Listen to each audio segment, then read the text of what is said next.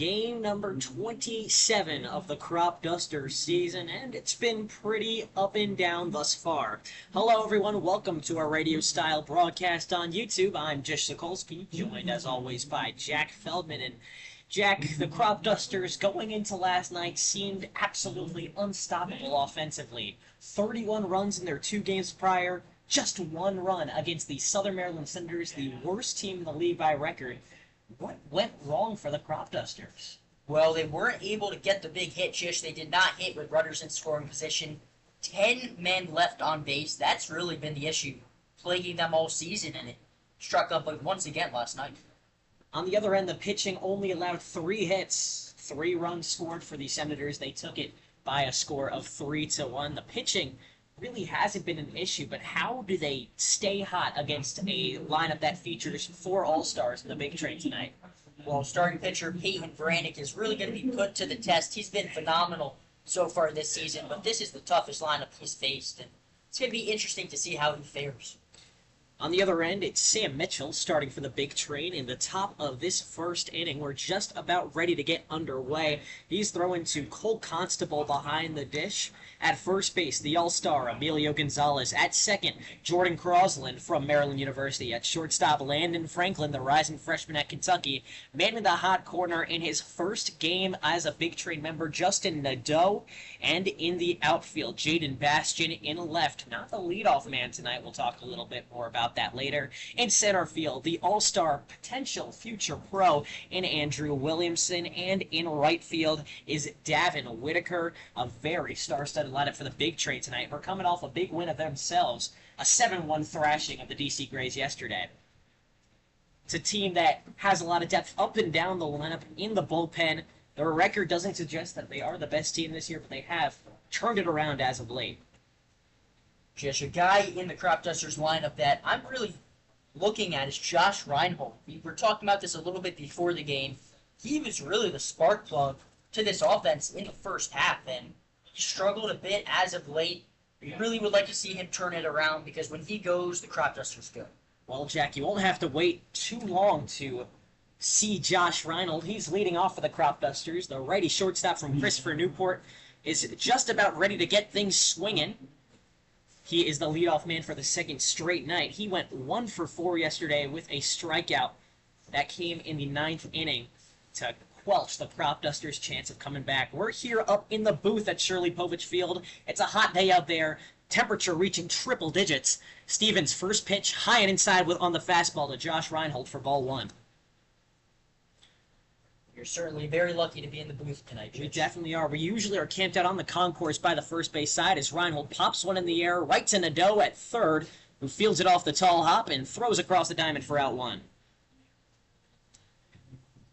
Josh Reinhold, just as he did yesterday, starts the game off with a ground out. There's a huge difference between getting your leadoff guy on and not, especially to lead the game off. We're 1 out deep into the top of this first, still scoreless between the Cropdusters and Big Train. Now it's Quinn Ahern, the UPenn catcher, stepping into the righty batter's box, seeing if he can do some damage against this 6'7" pitcher from Alabama, and he looks every inch of it. Mitchell from the windup finds the zone, strike 1, his first strike of the day. Catches the skinny part of the strike zone. Quinn Ahern caught staring at it. 0-1 the count, none on and 1 out in the top of the first. Swinging another chopper to the left side. Nadeau fields it off the hop again at third and makes the throw across for out number 2. So this is Justin Nadeau's first game for the big train at that hot corner. He's already had to make 2 plays across the diamond, but he's looked very fluid doing so. The Jacksonville third baseman now faces off against another third baseman slash second baseman slash shortstop slash first baseman. Anthony Swenda steps into the box in the righty batter's box. Designated hitting tonight from LSU Shreveport. Takes the first pitch high and in. Ball 1 on the curveball. Really can't say enough about what Anthony Swenda has done for this team. Just really the leader of the Cropdusters. Anthony Swenda hitting .462 in his 5th game as a Cropduster. Second pitch, a fastball low and away for strike 1. Cutting into the bottom corner, but yesterday went 0 for 4, 2 strikeouts. We'll see which Anthony Swenda shows up. He balloons one deep into left field. but it lands foul into the home team bullpen for strike 2. It's been a short stint so far for Swendon with the Dusters, but that's already his second foul home run. Certainly has power. He has 2 home runs already on the year, 5 RBIs. No runners on, 2 outs on the top of this scoreless first. 1-2 the count. Swing and a miss, strike 3. Sam Mitchell, the big train pitcher, puts the Cropdusters down in order to start things off and turns it over to his batters. To the bottom of the first we go. Jish, Sokolsky, Jack Feldman on the call for this scoreless contest.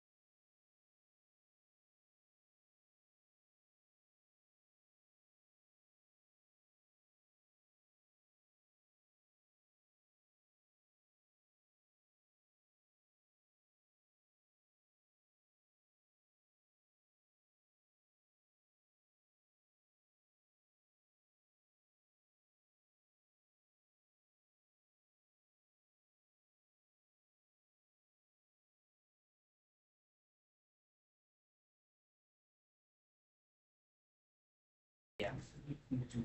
0-0 the score midway through the first inning. The Cropdusters and Big Train are in a stalemate early on. Jish, Sokolsky, Jack Feldman on the call. Peyton, Brannock, the lefty, on the bump for the Cropdusters, getting their first reps defensively. Peyton Brannock, one of those guys we talked about it in the pregame, has been very solid in limited reps so far this season. Only 2 starts, 10 and a third pitched. Just 1 earned run in his time with the Cropdusters. He leads off against Justin Nadeau, the third baseman who put 2 Cropduster batters away at the top of this frame. Now seeing what he can do with his first at-bat of the season. The Jacksonville third baseman steps into the lefty batter's box versus the lefty pitcher Peyton Brannock. Brannock's jersey, top 2 buttons unbuttoned as he delivers. Fastball high and in for ball 1. Already saw Nadeau make a couple plays in the field. Now we get to see his first at-bat against the Cropdusters. 1-0. Finds the zone on the outside part. Strike 1. Off speed. Got Nadeau looking. 1-1 the count. Bases empty. No outs. Slider misses outside to the lefty. Ball 2. Nadeau had a .345 average in college, .521 slugging. Both of those led the team as Brannock skies a fastball for ball 3. In his freshman year 2 seasons ago, he was the first Dolphin to reach 30 RBIs since 2010. 3-1 misses behind the batter Nadeau, who takes a base on a walk to be the first base runner for either side today. Peyton Brannock pitching all over the place. The last one, his most errant throw. The baseball went behind the butt of Justin Nadeau, who finds himself at first base. No outs in the bottom of the first. It's still 0-0. And Andrew Williamson, the all-star center fielder up to bat in the lefty batter's box, leads the Cal Ripken League in average, second in home runs, takes the first pitch low and away for ball 1. Williamson, well, the Big Train have produced the most professional players, most famously Hunter Renfroe. Andrew Williamson might be the next guy up. 1-0, he shows bunt, pulls it away, ball misses low. That's some high praise there, Jish. We were talking about how he is probably the front runner right now for hitter of the year. Leads the team in extra base hits, leads the league with 20 of them. There's almost nothing this guy can't do. Slugging at almost 900 and .896 slugging percentage. Can you imagine if he started the season with the Big Train? He came what those up. numbers would look like. He came about a week late. He might look otherworldly. 2-0 the count for Williamson. The pitch from Brannock. Fastball finds the top corner. Strike one on the outside part. Williamson has been great against all teams and has been great against the Cropdusters too. He's gone 4 for 9 in 3 starts, including a home run, a solo shot. The last time these teams played here is Brannock misses a fastball high and away for ball 3. Another 3-1 count for Brannock, at risk of walking his second straight batter. There's one on the base path, no out in the bottom of this first. 3-1 the count. Swing and a grounder sent foul to bring the count full with strike 2. Brannock just has to keep attacking these hitters, because when you fall behind 2-1, 3-1, then they can just sit on a fastball. That's what Williamson does damage on. Williamson has struck out once against the Cropdusters. That came in the last time these teams played. A 3-2 Crops win at home. Brannock tries the pickoff back to first. Nadeau is safe, sliding back in. Parker Fry mans first base. Quinn Ahern behind the dish in the middle infield. Cav McMeans at second. Josh Reinhold at short. Ryan Bohm at the hot corner. Runner goes as the ball hits off of Andrew Williamson. So a hit by pitch puts Williamson on the base paths and puts 2 on with no outs for the Cropdusters in the bottom of this first. Nadeau most likely would have stolen successfully regardless. But a walk and a hit by pitch to start Peyton Brannock's day. It's not the ideal start for the Cropdusters. Definitely not. He just has to start throwing more strikes, falling behind both hitters, a walk and a hit by pitch. Now he's going to have to face the heart of this big train lineup. A heart of that features 2 All-Stars. Luke Vaughn, the first one, designated hitting tonight. Catcher is his natural position where he played last time he played the Crops. He went 0 for 4 in that game with 2 strikeouts, looking for a better performance, an All-Star caliber performance. He takes the first pitch high and away, ball 1. The first righty that Peyton Brannock has seen, and he throws a ball to start off. 1-0 the count. 2 runners on at second and first. Nadeau at second and Williamson at first. Fastball finds the top inside corner. Strike 1. Brannock evens it up with Vaughn. Still no outs in the bottom of this scoreless first inning. 1-1 the count for Vaughn. 2 runners on. Brannock a look back at second. And the delivery. Slider right down the middle for strike 2. Peyton Brannock finds himself ahead of a batter for the first time today. 1 strike away from his first punch-out. Here comes. Hits off him again. 2 straight hit by pitches from Peyton Brannock to load the bases with no outs. And Emilio Gonzalez up to bat next with no outs. This could get real ugly early for the Cropdusters. This is really the first time we've seen a lack of control from Brannock. This has not been a main issue for him, and it seems like he's really lost the zone to start this one. You wonder if the heat is playing a part in that, with humidity and the temperature being in triple digits as is. The umpires are discussing, as Adam Leader wanted to discuss whether or not that last pitch actually hit Luke Vaughn. I don't see how that could be overturned, but perhaps just a minute for Peyton Brannock to get his footing again. The umpires convene a few feet in front of the pitcher's mound. Is Emilio Gonzalez, the lefty first baseman, still warms up. Call confirmed. A hit by pitch puts Luke Vaughn on, and another all-star batter, Emilio Gonzalez, steps up. Normally when you see the umpires huddle together, the call usually stands, but we did see yesterday it got overturned, Jish.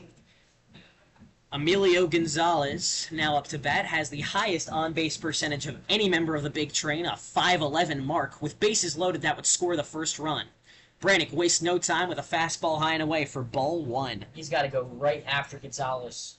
Cannot afford another walk or hit by pitch. No outs, bases loaded. 1-0. Make that 2-0. Fastball sinks too low and away to the lefty. When you're showing the lack of command that he is, he's not going to get those borderline calls like that previous pitch. 2-0 the count. Brannock from the windup. Right down the middle, strike 1. There's the attacking pitch you were looking for, Jack. Emilio Gonzalez keeps the bat on the shoulder and lives to swing again. 2-1. Lined into left field. Okoje catches it, tagging up from third's Nadeau. The throw is not on time. Nadeau comes in on the sac fly to give the big train the first lead of the game. It's 1-0 in the bottom of the first with runners glued at first and second. Emilio Gonzalez credited with the sac fly. Nadeau gets his first run as a big train member. And Peyton Brannock gets this inning to be a little bit easier. Eiji Okoje, the left fielder, made the squeeze. The throw was just not on line. He's accompanied in the outfield by Jason Janesco at center field and Griffin Pouvel in right. Now it's Jaden Bastian up to bat for the big train with 2 on and 1 out at first and second. First pitch from Brannock. Low and away for ball 1. Jaden Bastian, another Jacksonville Dolphin, batting in the righty batter's box. Typically the leadoff man, but instead they gave leadoff duties to his Jacksonville teammate Nadeau. 1-0 the count. Brannock steps off to make sure Williamson stays put at second base. Still a 1-0, 1 out in the bottom of the first, as the umpire called time before the pitch, so Brannock's strike does not count. A wasted pitch. Really, use one of those right now, Jish. Use a strike or a ground ball with 1 out and runners at first and second. A double play would end the inning. Brannock's already given up 1 run. It's 1-0 in the bottom of this first. The pitch. Swing and a high fly ball sent foul. There's the strike to even things up, and a ball and a strike. Bastian this season is hitting .292. Hence why he hits in the top of the order. 10 steals leads the big train. And 20 walks also leads them as he chops one down to short. Reinhold can't field it off the hop. It travels into the outfield. Williamson rounds third. He's coming home. Throw to second. Not on time. And error brings in another run for the big train. Makes it 2-0 in the bottom of the first. That's a crucial blow for the Cropdusters, who easily could have ended the inning. Josh Reinhold has been so solid defensively this season. Starting to struggle at the plate, maybe taking that with him on the other side of the ball a little bit. This infield does have a tendency to make balls bounce in any which way. Reinhold just did not play it cleanly. It skipped in and out of his glove at the shortstop position and takes the double play off the table. Davin Whitaker now the batter up with runners in scoring position. Bastian came all the way around to second off the error. Vaughn all the way around to third. It's 2-0 big train in the bottom of the first with 1 out. A little bit of time before Brannock actually meets this righty from East Carolina. Umpire holding things up behind the dish. And says play ball. First pitch from Brannock. High, ball 1.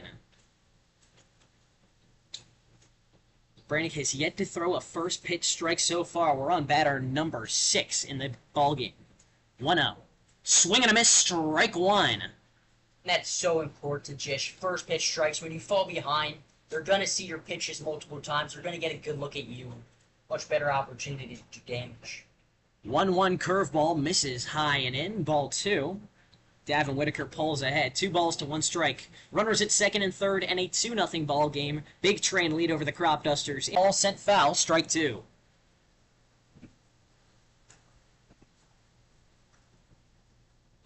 Now a ballerina count. 2-2. 1 out and 2 runners on, both in scoring position. Bastian at second. Vaughn at third as Whitaker swings and whiffs at a high fastball for strike 3. The first strikeout for Peyton Brannock today brings 2 outs to the bottom of this first inning. The big train still lead 2-0 with runners at second and third. Now Jordan Crossland steps up to bat. The second baseman from the University of Maryland had a phenomenal start to the year, especially against the Cropdusters, but has since cooled off statistically. He hammers the first pitch into shallow right. Pouvel loses the hat as he tracks it down towards the foul line, makes the squeeze for out number 3. Griffin Pouvel finally puts a glove on it and puts this inning to bed. The Cropdusters, with a disastrous start defensively, have already given up 2 runs after 1 inning of play. Offense has to lift the defense up when we return on YouTube. Jish Sokolsky and Jack Feldman on the call.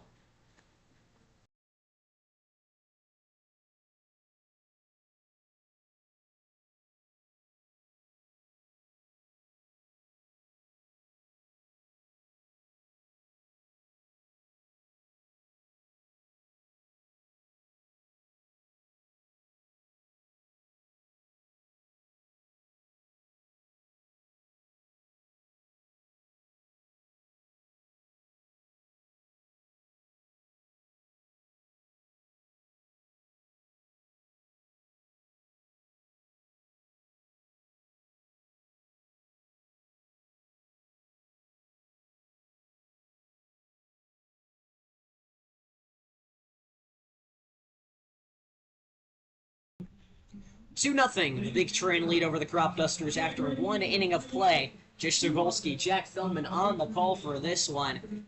The Cropdusters went down 1-2-3 to open the game up. 2 groundouts and a strikeout. The Big Train defense has looked locked and loaded after losing 3 straight games to the Cropdusters. Well, the Cropdusters have some hot hitters coming up to the plate. Ahia Kojay, Ryan Boma, both of them have been lighting the world on fire the past couple games. So, Cropdusters offense is going to get back into it. 2 good options. Kojay was perhaps the sole reason the Cropdusters beat the Big Train the last time these teams played. 2 for 3 on that day with 2 RBIs and a 3-2 squeaker of a win for the Cropdusters. Today they trailed 2-0 after 1 inning, so we'll see if Ahia Kojay's heroics re-emerge to put the Cropdusters back in striking distance. Still early in the game, and Kojay is coming off his first home run of the season the last time he played. In a 16-2 win at the Aces, his home run went nearly 400 feet over left field. First pitch. Off speed inside, called strike right on the edge of the zone. That was a tape measure homer over the scoreboard on left. Had 5 RBIs that game. The 0-1 skips away from the catcher Constable for ball 1. Everybody was getting RBIs that game. They were just handing them out, Jish. 12 runs in the first 3 innings. The Cropdusters went on to mercy the Aces. 1-1, a strike inside. A very tough call to make on the inner part of the plate. Kojay had to back up away from the pitch, but it's a called strike nonetheless. Now 1-2. Swing and a foul ball. Kojay stays alive. Ahia Kojay has a lot of hard-hit balls. He was due for that home run. Finally pokes one over the park. 1-2 for the leadoff of Kojay. Ball low and away for ball 2. Well, he hit 8 homers at Hartford Community College, and we're starting to see the power show through. 2-2 the count. Mitchell looking for his second punchy right here. Swing and a hard-hit ball down the left field line and foul. Just barely hooked it beyond the third base line. Kojay was ready to turn 2 if that landed fair, but a wake-up pitch for Sam Mitchell, who has yet to see a ball hit that hard today. We're in the top of the second. The Cropdusters trail 2-0. 2-2 count with no outs for the lead-off Ahia Kojay in the second. Mitchell has had it pretty easy. He has put the last 3 batters down in order, his first 3 batters. Now on 2-2, he delivers from the windup. High and in, ball 3. Kojay works a full count. Mitchell really trying to hammer the inside part of the zone. Had a couple strikes in this at-bat over there. Misses that one. Full count offering on the way right now. High and in, ball 4. Almost hit Kojay right in the chest. He'll take his first base on a walk. Went back inside again, just missed on the curveball. Bring up Ryan Boma, Jish, who, for my money, the hottest hitter in the Ripken League right now. That's a very bold assertion to make, but one that isn't unfounded. He's hitting .292 so far this season. Although his last game, he showed he was human. Came into pinch hit, went 0 for 2 with 2 strikeouts. Before he bats, there is a meeting between catcher Colt Constable and the pitcher Mitchell. And as well as the umpires, they're meeting in a triangular formation to the right of the pitcher's mound. I'm not quite sure what exactly they're discussing. I think Colangelo, the manager for the Big Train, was wondering if it hit off of Kojay's bat on an inside pitch, but clearly did not from our vantage point. So that's a good shout, Jish. I had no idea what they could be meeting about. That has to be it. Well, we're ready to resume play. Kojay, the lone runner at first. Tying run, Ryan Boma at the plate. Hit his first home run of the season, technically, against the Tri-City Chili Peppers just a few days ago, but it doesn't count for the season stats. He ropes one foul on the first pitch, strike 1. Boma playing third base tonight from Frostburg State. 5 hits in his last 3 games, including 3 doubles against the Grays 3 games ago. Throw back to first, nothing doing. Kojay safe, sliding head first. He just missed a couple homers. You mentioned the game against the Grays. All those doubles were off the wall, so it easily could have gone out. See what he does with an 0-1 count. 1 runner on, no outs in the top of the second. Big Train lead 2-0. Throw back to first. Not on time. Kojay is still safe. So now the Cropdusters have their first base runner on, and Sam Mitchell has given him a lot of love. Mitchell, the righty, has a whip-around motion to first base on the pickoff. The 0-1. Swing and a foul ball sent backwards, strike 2. So now Boma has to be careful, down 2 strikes. Okoje has 5 stolen bases on the year. Only 1 time he was caught. The 0-2. High and in, ball 1. Boma fights back and gets his first ball. Mitchell really using that inside portion of the strike zone on these right-handed hitters. 1-2 the count. He's looking for his second strikeout. Mitchell nods a few times and delivers. Swing and a deep ball to center field. Williamson settles under it and makes the squeeze for out number 1. It's not going to be an issue yet. The sun's still shining here at Shirley Povich Field, but last time these two teams played at Povich Field, the lights really came into play at the end of the game. You're absolutely right, Jack. The Cropdusters led at 13-4 going into the final frame of that one, before 2 errors in the outfield helped the Big Train score 8 unanswered. Cropdusters held on to win 13-12. They can't afford to do that so often. Parker Fry, the tall lefty first baseman, stands to do some work in this inning. 1 out and a runner on the first pitch. Fry swings and misses on a low pitch for strike 1. Fry's had an up and down season. Started off slumping and then, as of late, has turned it on a little bit. Fry's hitting .238, 4 doubles, 2 home runs. Both of those came within the last 2 weeks. Throwback to first, Okoje safe sliding in. So Mitchell has to turn his attention to the tall lefty, the first lefty he's had to face, in Parker Fry. We'll see if the approach changes as he tries to throw back again. Okoje safe. Okoje's the lone base runner on with 1 out in the top of this second. Crops trail 2-0. 0-1 the count. Runner goes. Ball misses away. Okoje slides down at second. He gets there as the throw from Constable was about 2 seconds too late. Okoje collects his 6th bag of the season and takes the double play off the table. Parker Fry collects another ball to even things up at 1-1. So now the Cropdusters have their first runner in scoring position. 1-1 the count. Stevens takes a look back at Okoje and delivers. Swing and a high fly ball down the left field line, but it barely pokes foul for strike 2. So Mitchell again works a 2-strike count. Has only thrown 1 strikeout so far today, back in the first inning. Looking for a second one here to make his team 2 outs into the second inning. Strikeout would be so huge, keeping Okoje at second. 1-2 the count.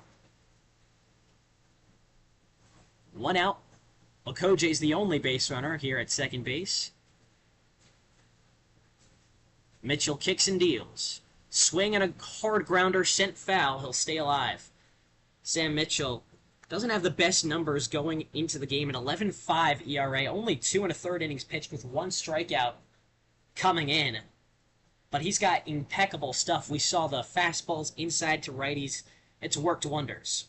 1-2 the count, looking for strikeout number 3 on the year. Mitchell deals. Swing and a high fly ball sent to center field. Whitaker, the center fielder, settles under it and makes the grab for out number 2.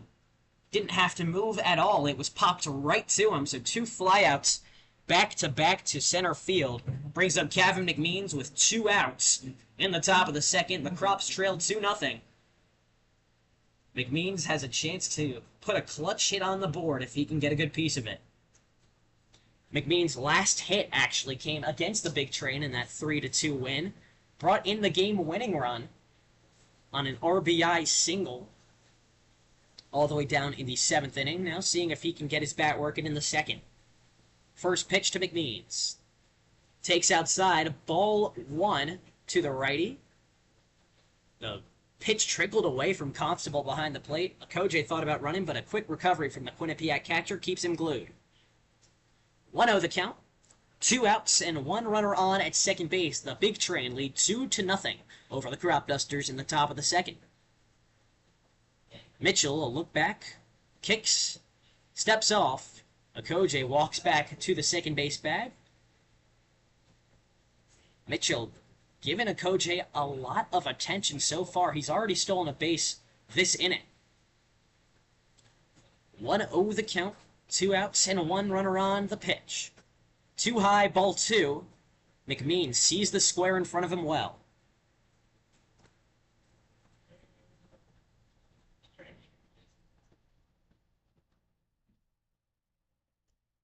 Kevin McMeans in the Aces game, his first start at second base went 0 for 4 in that one, but had 2 walks to bring in some runs and a hit by pitch. 2-0. Strike right down the middle. The fastball is returned to by Mitchell, and he gets some ground back in this count. Makes it 2-1. 2 balls to 1 strike. Okoje, the lone runner on for the Cropdusters at second with 2 outs. The 2-1. Swing and a chopper hit down the third baseline and foul for strike 2. Okoje taking an aggressive secondary at second with 2 outs. You got to imagine he's going to score on most singles. Kevin McMeans now has to work against getting a strikeout with his second strike on the scoreboard. 2 balls to complement it with 2 outs and 1 runner on, 1 out away from putting the second inning to bed. Mitchell kicks and deals. Swing and a ball hit right up the middle. The shortstop has a hard time fielding it. He can't. An error at the 6th spot puts Kevin McMeans on. Landon Franklin tried bringing it towards his belly, dropped it, and couldn't recover. So now there's runners in the corners with 2 outs in this second inning, and Griffin Pouvel up to bat. Well, both teams' shortstops trade some errors early on, although Cropdusters' error was much more damaging. The Cropdusters' error last inning from Josh Reinhold scored a run. Nothing too drastic this time around. Okoje's at third. McMeans is at first. Pouvel's at the plate. First pitch, a swing and a miss on a high heat for strike 1. Griffin Pouvel leads the Cropdusters with 21 strikeouts. But his last start against the Aces was arguably his best offensively. 3 for 5 in that one, 3 runs. McMeans goes. A strike called high as McMeans slides down. No throw to speak of from Constable behind the plate. So now there's 2 on in scoring position with 2 strikes and 2 outs. The pressure is mounting for Griffin Pouvel with the tying run 180 feet away. Pouvel's hits seem to come in bunches. 3 hits against the Aces, had a 4-hit game against the Braves earlier this season. 0-2. High and in, ball 1. Pouvel doesn't panic and extends the inning. And this is the type of situations that the Cropdusters have struggled in. 2 outs, guys in scoring position. They need someone to step up and get the big hit. Okoje at third, McMeans at second. 2 outs and a 1-2 count in this second inning. The pitch. Called strike 3 on the top corner. Sam Mitchell gets out of it, leaving 2 Cropdusters on with no runs scored. 2-0, the big train remain in the driver's seat midway through the second inning. Stay with us on YouTube as they return to the batter's box when we return. Jish, Sokolsky, and Jack Feldman on the call.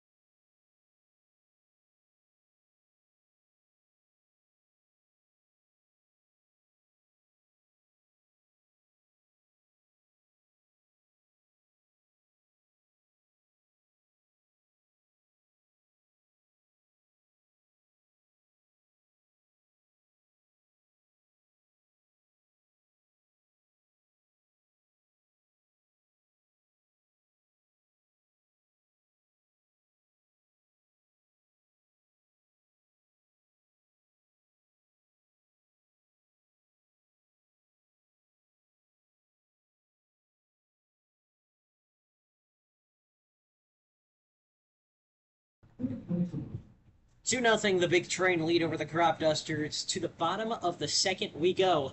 Jish Sokolsky and Jack Feldman on the call for this one. Big Train struck first, and they struck twice. Peyton Brannock had a very slow start. A walk and 2 hit by pitches. Scored 2 runs, and now he's up against the bottom of the order, seeing if his fortunes can change.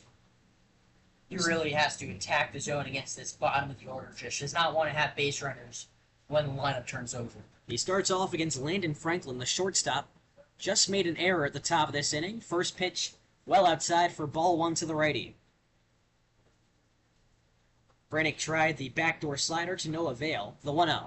Swing and a high fly ball, sent foul down the right side for strike 1. That evens the count at 1-1. Landon Franklin has played in all 4 games against the Cropdusters. 3 hits and 11 at-bats as he takes a pitch low for ball 2.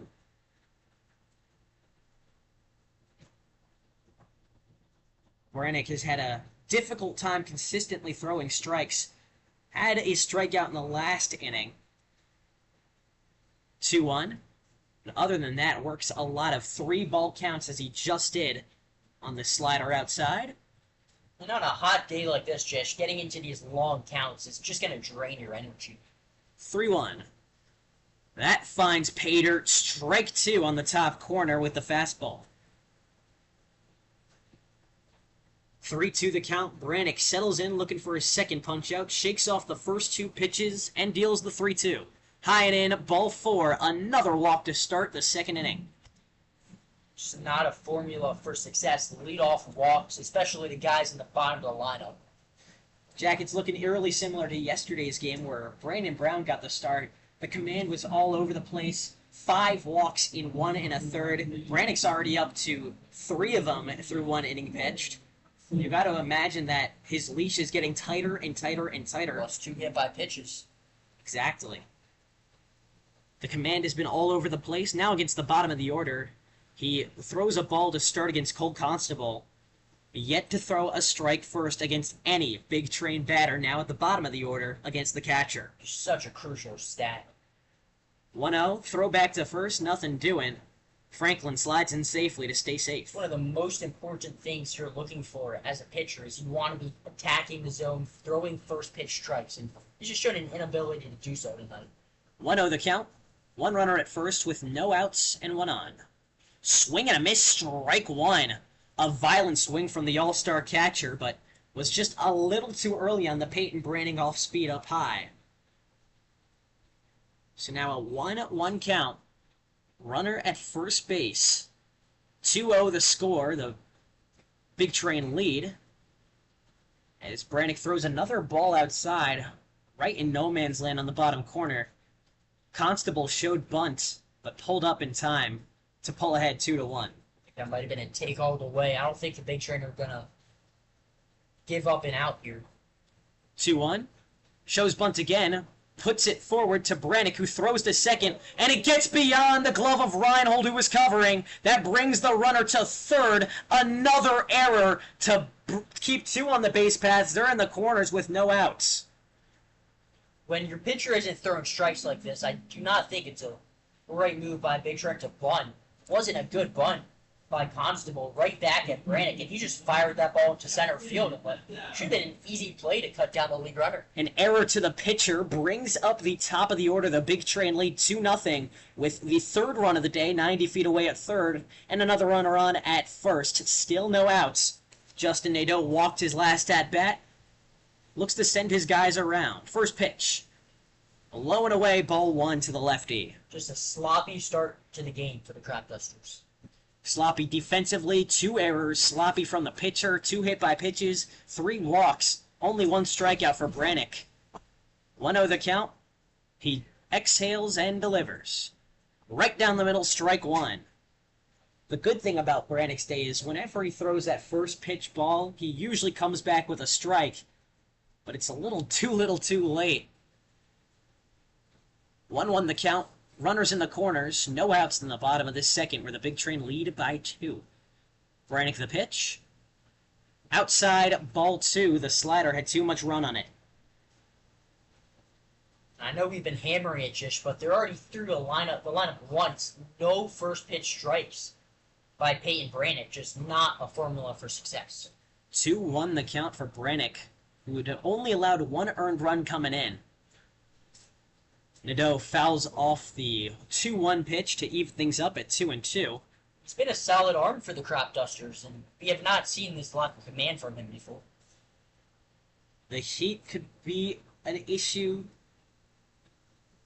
but both teams have to play in the heat. His counterpart, Sam Mitchell, for the big train has looked solid. 2-2. Swing and a grounder hit through to the outfield beyond the third baseman, Boma. That scores another one. Franklin scores from third base.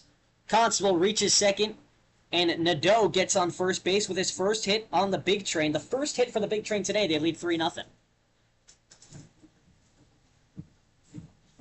Boma could almost make a play on it. He'd have to lay out for it. Made a business decision to let the ball roll through to the outfield. Makes it 3-0 big train in the bottom of the second inning with Andrew Williamson up to bat. Or excuse me, it looks as though there's already a pinch hitter in. That's Chris Diaz, the outfielder, also an all-star. Shows bunt and sends it foul for strike one. An interesting decision. Andrew Williamson's been their best player. Yeah, I don't know. It's very early in the game. You don't want to speculate an injury or anything, but He was hit by a pitch in his only at-bat, but his day is done. So it's Chris Diaz up in the lefty batter's box versus the lefty Brannock. Brannock throws a first pitch strike. It's 0-1. Runners at second and first as the 0-1 misses low and away for ball one. Looked like Diaz was showing bunt. Fry was playing up on the grass at first base. the big train only one strikeout. Really been putting pressure on this Cropdusters defense that have not played well tonight. 2 errors. 1-1. Bunt hit down to the pitcher, who throws to third for 1 out, and a fielder's choice brings Cole Constable back to the dugout on a forced play at third. So the first out is scored off of a fielder's choice.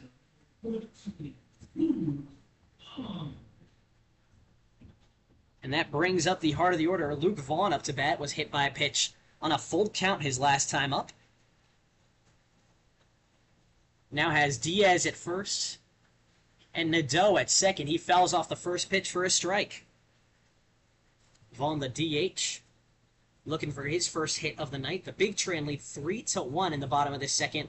1 out with runners at first and second. Cropdusters could turn a double play to end it if they can force a ground ball.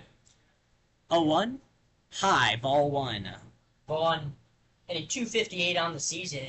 A short sample size. He arrived midway through the year, but nevertheless an all-star for the big train. 1-1 the count. There are 2 catchers on the big train that are all-stars. There are only 2 catchers. Both made the team. 2 for 2. 1-1.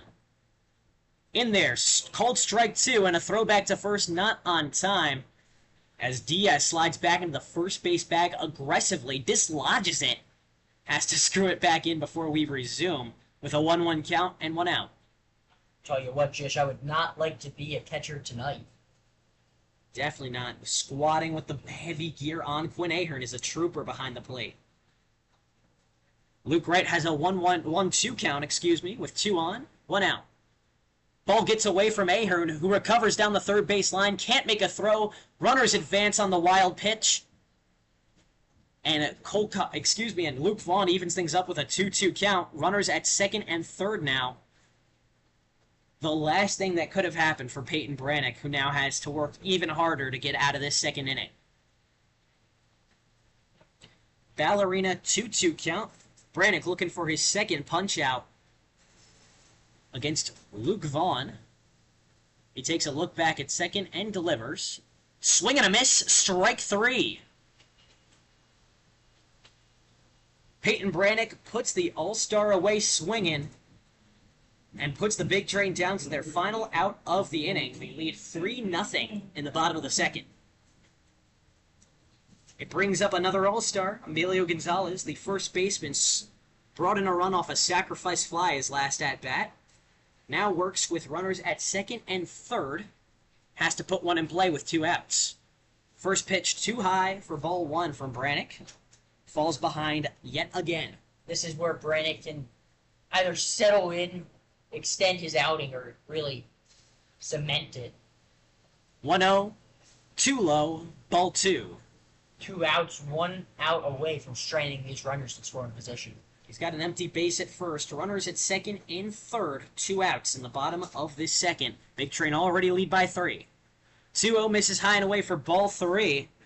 Brannock at risk of walking his third batter with one more poorly placed pitch. We're starting to see some action in the Cropdusters bullpen, although it doesn't look like anything too urgent. 3-0 misses low and in. Bases loaded off the walk. And Jaden Bastian up to bat. He gets on base almost as good as any pitcher in the Cal Ripken League. Or batter, excuse me, as Adam Leader now talks to Peyton Brannock. His day is done as Jaden Newton emerges from the bullpen. Peyton Brannock only got through 1 2/3, allowed 3 earned runs, 3 walks. Or we might have to wait on Jaden Newton. It looks like he's still throwing around in the bullpen. Although this is the second meeting with Peyton Brannock. His first one came in the first inning. Perhaps just buying time for Newton to get hot if he can't get out of this. I think they're just trying to settle Brannock down a little bit, buy some time for Newton. Leader taking a slow walk back to the dugout. A 4-pitch walk to load the bases. Peyton Brannock has a huge at-bat looming with Jaden Bastian, a runner who got to second base off an error from the shortstop his last time up. Now the Jacksonville outfielder settles in and looks to do a job to not leave the bases loaded. First pitch from Brannock.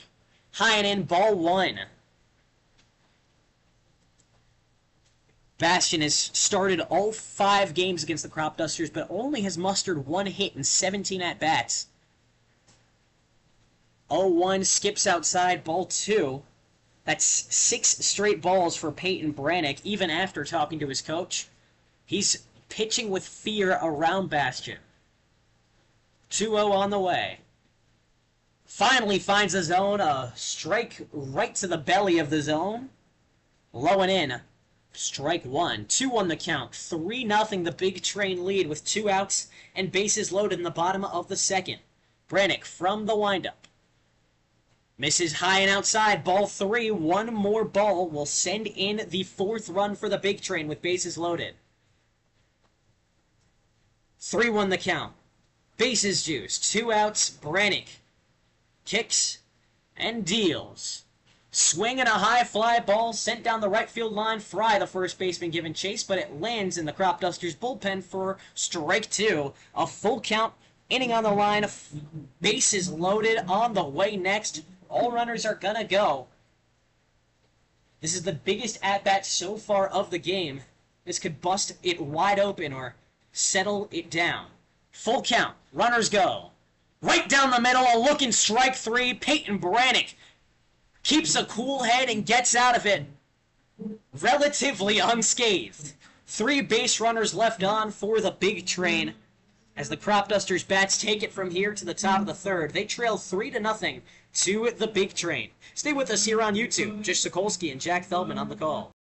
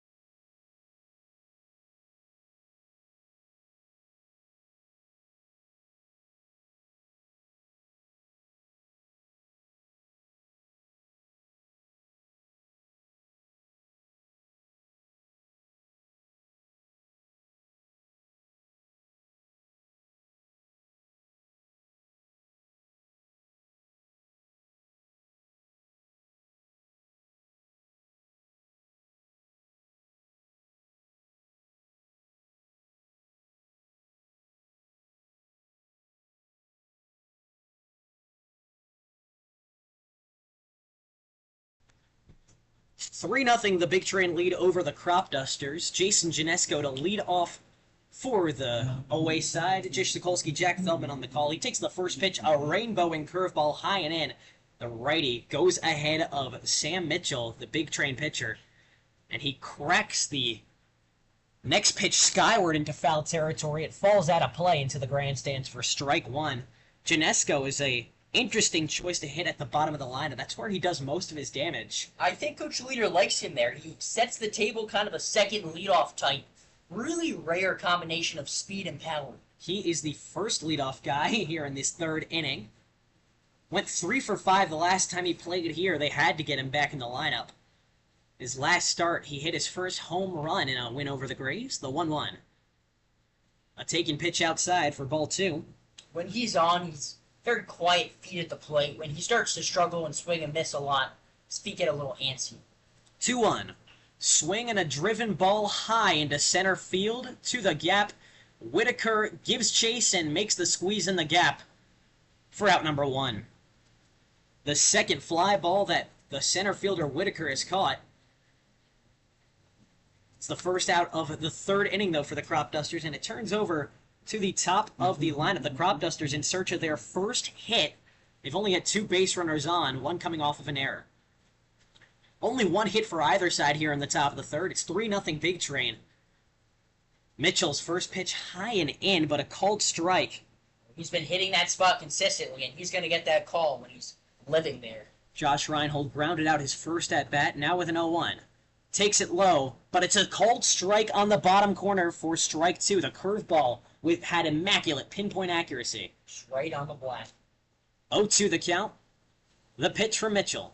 Swing and a line drive hit to the second baseman Crossland, who makes the short throw to first for out number 2. Another ground out for Josh Reinhold to bring up Quinn Ahern. Cropdusters at risk of going down to 1-2-3 if Ahern can't get on base. Grounded out his last time up.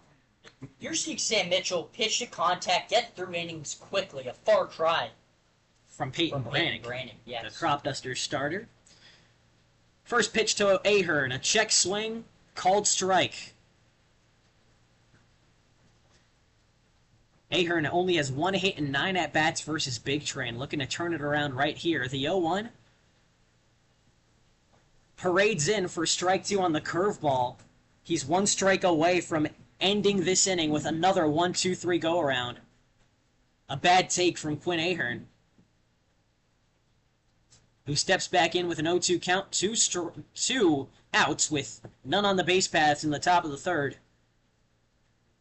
Mitchell has been shoving so far. The 0-2. Swinging a zipper of a line drive hit foul to stay alive at 0-2. Just over the head of Jimmy Kirk. He looks like he's having a time over there in the dugout. Got the shorts on, the sunglasses. 0-2. Swing and a chopper hit the other way for another foul ball. Ahern stays alive with a quick bat. First 2 batters went down in order. None on with 2 outs. High and in, ball 1. Barely missing off the top corner. Ahern stays alive. Mitchell already with 2 strikeouts today, looking for number 3 to end this inning. The 1-2. Hit up the middle and through for a base hit. Quinn Ahern stops his run at first base on a chopper through the big gap at second base. The first hit of the day for the Cropdusters belongs to the UPenn catcher. So now Anthony Swenda comes up to bat, struck out to end the first inning, a 1-2-3 go-around. With 2 outs and 1 on, he'll have to be perfect now. Struck out, but he just missed a 3rd home run. Just foul. 1 on, 2 outs. First pitch, high and in, strike 1. That's been the hot spot for Sam Mitchell. That's the place he's attacked the most against these righty batters, and it's worked out well for him. 0-1 offering on the way. Swenda levels one into center field. It's traveling in the gap, but the center fielder Diaz puts a glove on it to line him out to end the third inning. Cropdusters can speak of just 1 hit with 1 runner left on. As 3 outs scratch across the scoreboard, they are still scoreless through 3 innings. While the Big Train have 3. 3-0 to the bottom of the third we go. with presumably a new pitcher for the Cropdusters up next. Stay with us here on YouTube. Jish Sokolsky and Jack Feldman on the call.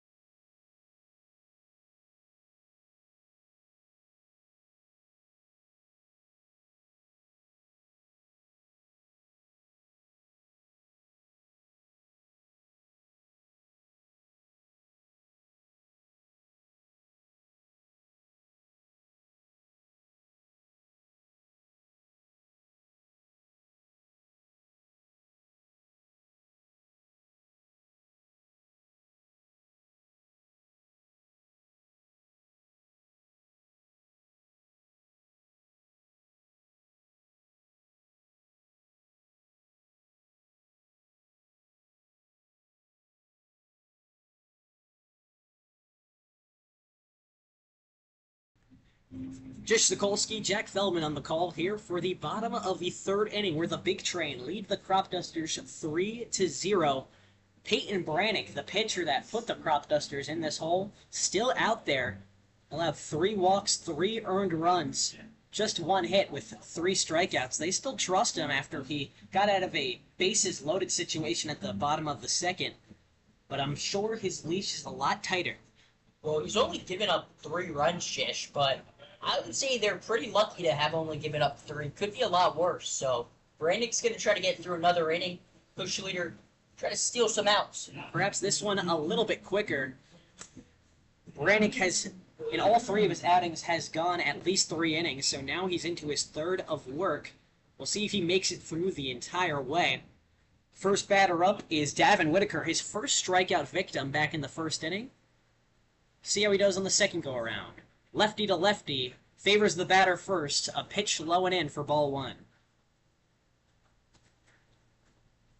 Whitaker, the right fielder from ECU, leads 1-0, takes one high and in, barely off the zone for ball 2. Brannock falls down in the count, 2 balls to no strikes to the leadoff Whitaker. 2-0, slam deep in our right, but it lands foul for strike 1. A loud foul ball from Davin Whitaker, a pop that was heard even beyond the glass windows in front of us here in the press box, though we haven't heard a lot today on any of these swings. 2-1, the pitch. Low and away, the slider is offline, ball 3. Jish, where we normally broadcast these games from, it looks like there's some people there, and it looks like they're painting the field. That's pretty cool. 3-1. Swing and a foul tip for strike 2. Davin Whitaker brings the count full. Brannock is looking for his 2nd strikeout to Whitaker. I don't know if you can see it from your angle, but pretty good painting. I can't quite see it, Jack, but I'll take your word for it. Full count on the way for the leadoff Whitaker. The pitch. High and away, ball 4. Davin Whitaker takes a base. Another walk for Peyton Brannock, who brings up Jordan Crosland. He's led off every inning with a walk so far. And both of those times, the leadoff hitter came all the way around to score as well. So we'll keep an eye on Davin Whitaker at first as Jordan Crosland, the second baseman, steps up to bat. Had a fly out to right field his last time up. So he swings at the first pitch he sees. Strike 1 right off the skinny part of his bat. A pitch close to his hands in the righty batter's box. Whitaker, the runner at first, with no outs in the bottom of this 3rd. The big train lead 3-0. The pitch from Brannock is swung and fouled off down the left side. Spiked off home plate before rolling to no man's land for strike 2. So now Brannock ahead of this batter 0-2 for the first time today. Second time he's thrown a first pitch strike. 0-2, no outs, 1 on. The pitch. Swing and a ground ball hit foul again. Crosland has made contact with all 3 pitches, but with 3 foul balls, he'll have to adjust the timing. Brannock really laboring in this start. He's throwing a lot of pitches so far in his 2+ innings of work. 0-2 the count. Runner at first, 3-0 the Big Train lead. The 0-2. Just low, ball 1. Ahern collects it cleanly behind the dish, having to leave his lunge to stop it. And he's thrown 38 balls to 34 strikes. Never what you want when your pitcher is throwing more balls than strikes. Almost up to 40 balls on the day. 1-2 the count. One more strike will collect his third punch out. His fourth, excuse me. Runner at first. No outs. The pitch. Swing and a high fly ball sent foul again behind Jordan Crosland and the Cropdusters dugout. So he stays alive with a 1-2. 2 foul balls with 2 strikes. Crosland is doing a good job staying alive in the righty batter's box. 1-2 as the sun paints the sky a golden yellow. Ball 2 skips off the plate into the glove of Ahern for ball 2. Peyton Brannock was up 2 strikes to no balls, but has since evened up the count with no outs and a runner at first base. Brannock has to start punching that zone. 2-2 the count. No outs, 1 on, Big Train, lead by 3. Throw back from Brannock to first, a quick pick, but nothing doing. Whitaker read it like a book and walked back in. 2-2 the count remains. The pitch. Hits off of the knee of Crosland. He'll take a base. A third hit by pitch for Peyton Brannock. And that's brutal with 2 strikes on the scoreboard. Definitely not what you wanted to do. And you got to wonder how much longer Peyton Brannock's day is going to last, Jish. Jaden Newton is getting warm in the bullpen. Expect him to come out sooner rather than later. Now with 2 on the base paths at first and second. Whitaker at second. Crosland at first with Landon Franklin, the shortstop, up to bat. Walks on a full count his last at-bat in the second inning. Now Quinn Ahern wants to meet with Peyton Brannock before they go any further. Force at all square bases. But the Cropdusters cannot rely on weak ground balls. They haven't seen many today. The majority of the Big Train runners have gotten on from walks and hit by pitches. Still just 1 hit for the home side. But Brannock's command has been all over the place. They haven't had to get any hits. 3-0 the Big Train lead over the Cropdusters in the bottom of the third, still with no outs and runners at first and second. Franklin shows bunt as a strike finds the bottom corner, strike 1. Brannock has walked 4 guys and hit 3. Cannot allow 7 free passes on the bases. 0-1 the count, with Franklin showing bunt fry. The first baseman plays on the grass. The 0-1 popped in the air and sent foul for strike 2, so after showing bunt on the first pitch, Franklin gets a strike swinging. 0-2 the count. No outs with runners at second and first. Brannock takes a look back and fires the 0-2. Swinging a deep fly ball to left field. Okoje looks up at it at the warning track, but it is out of here. A 3-run shot in the bottom of the third explodes off of Landon Franklin's bat over the tall fence in left field. 6-0 the Big Train lead in the bottom of the third. It's gone from bad to ugly for the Cropdusters. That pitch about sums up Peyton Brannock's day. Just frustrating outing for him when he's been so good this season. Didn't have the command, finally leaves one down the middle, and Landon Franklin did not miss it. A call to the bullpen finally being made. Peyton Brannock's day is done. 6 earned runs, 2 hits, 5 walks, 3 hit by pitches. This has been the worst we've seen Peyton Brannock so far. 6-0 the Big Train lead, with Jaden Newton, his East Stroudsburg teammate, coming on to take relieving duties. The All-Star Jaden Newton, the only one we'll see today. Big congratulations to Newton. He's definitely deserved it. In 13 1/3 innings pitched, the starter has 14 strikeouts, just 6 hits, only 1 earned run. He's been the primary starter for the Cropdusters. Started on day 1, and comes in relief. We'll see if he can right the ship and calm the storm a little bit. The big train just brought this crowd to life. It's 6-0. He's pitched on this mound before. It closed out the wacky game where Cropdusters were dropping fly balls all over the place. Almost gave up a 9-run lead. In that game, he came in with 1 out to go. Walked 1, hit 1 with a pitch, but then struck out the final batter. He's got the clutch gene. He's got the elastic elbow to go the distance if need be. And they'll ask him to do so. He's coming in early. Typically, the Cropdusters don't like turning over to the first reliever until the 4th inning. Now with no outs in the 3rd, Jaden Newton is the one taking the baton. The stuff is there for Jaden Newton. Fastball touching 90, 91, even 92. Has a wipeout breaking ball. Good changeup. Good command, too. Jaden Newton has had solid outing after solid outing. They'll need something more than solid from him. They'll need him to be extraordinary to slow down these big train bats. His worst outing came in a loss to the Aces, and even then only allowed 3 hits, 2 walks, with 1 earned run. 2 strikeouts in that game.